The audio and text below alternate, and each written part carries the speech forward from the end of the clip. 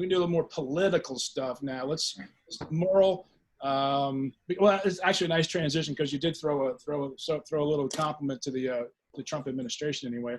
Let's go to Merle and then Brian to talk about the more political aspects of winning the fifth and serving in Congress.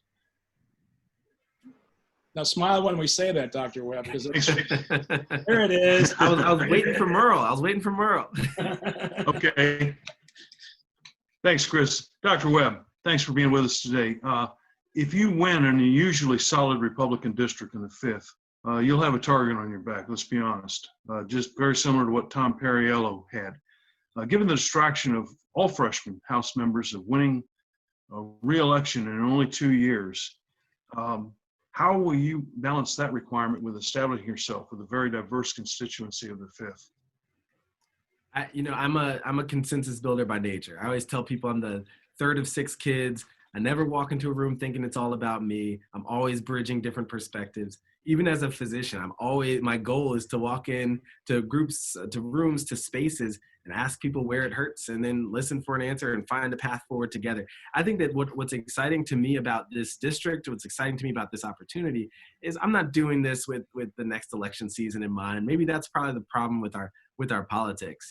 For me, I'm focusing on what can I do to be of service right now. I've got a perfectly good job. I serve my community in a perfectly reasonable way, and I'm passionate about doing this. Running for Congress is just another way for me to serve my community at a time when we sorely need it. And if the people of the district say, hey, job well done, keep going, then I'll keep going. And if they say, hey, you served your purpose, you did what we wanted you to do, you listened to us and you acted, but now we want somebody else, well, then that's the will of the people. I'm not going to get too bent out of shape about that.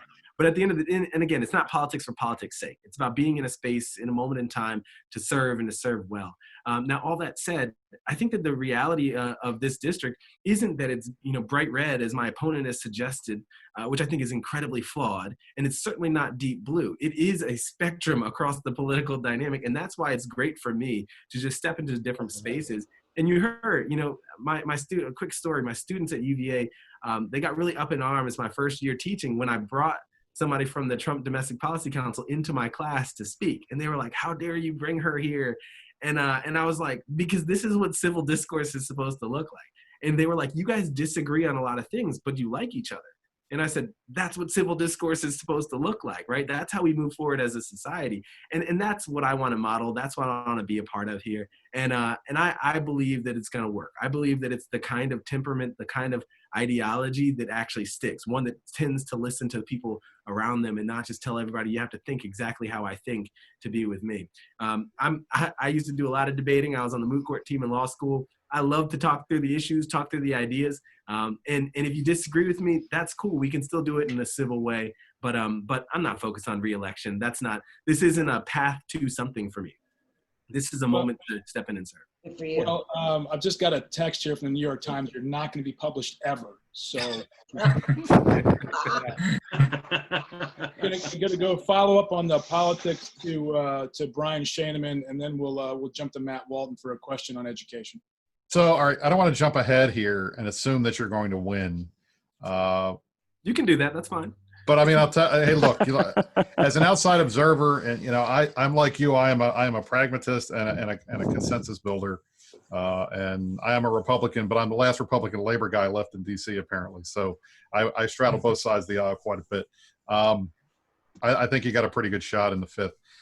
What happens in November? What do you think your biggest challenge is going to be, assuming that you get elected? What do you think your biggest challenge is going to be when you get to the Congress, when you get to the House? Well, I think there's establishment in both sides of the aisle that wants to say, now that we've got the numbers, let's do exactly what we want to do. And I think that the problem there is that for folks who go in very decidedly to be a consensus builder, it almost feels like you're a person without a home sometimes. And I think the reality is, what I always say is, my home is the 5th Congressional District. It's the people who are here. As long as they're happy with the job I'm doing, I'm fine. I had an incredibly progressive Democrat from the Northeast who gave me a call the other day, and we had a really interesting conversation about our differences in policy And what the stuff that you don't see play out in the media is they were like, you know what, but you're serving your district well by representing that perspective. And that's really what matters. I know that within my party, at least, and this is where I have to give a nod to Congressman Riggleman, within my party, at least, the fact that I have a difference of opinion is one area where they're just like, well, that's cool. Maybe that's what it's like to be a Democrat in VA 05. You know, for Congressman Riggleman, this is somebody who was decidedly a moderate. That's how he held himself out. And he tried to hold his ground on that. And he got railroaded in a manufactured convention just for doing that. Like that's no politics that I think a lot of Virginians want to be a part of. I think the fact that you don't have this strict ideology that meets exactly what I say, and therefore we have to engineer a process to get rid of you, that's the problem. So I think that's not going to happen in my party. They're not going to primary me because I'm not the most progressive person in the world. And I think that gives us a real shot at building consensus, at having a district that's moving in a direction. Well, Never say never. I'm sure Elliot Engel never thought he was going to get primaried either. Well, they might not successfully primary you, but I've been in my local Democratic Party for 3.5 years. No one has even considered throwing me out. So there is that. There you go. They would let me that in goes to the other heart of room, being so. a very large tent, DJ.